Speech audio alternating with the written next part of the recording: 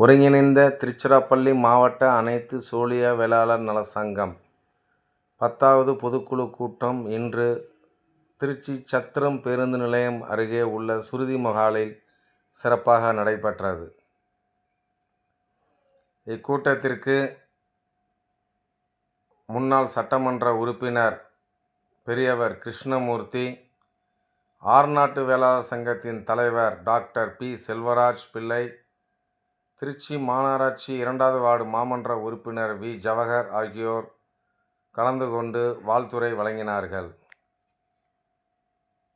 இந்நிகழ்ச்சியில்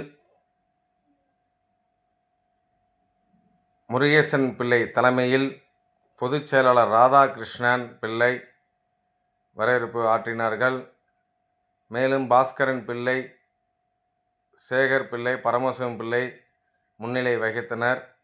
வரவு செலவு கணக்கு தாக்கல் செய்தார் பொருளாளர் நேருஜி பிள்ளை. நிர்வாக குழு தேர்தல் ஆலோசகர் ஜம்புலிங்கம் பிள்ளை மற்றும் திரளான நிர்வாகிகள், இளைஞர்கள், வேளாளர் சங்கத்தின் சேர்ந்த மகளிர் அணியை சேர்ந்தவர்கள் கலந்து கொண்டு சிறப்பித்தனர்.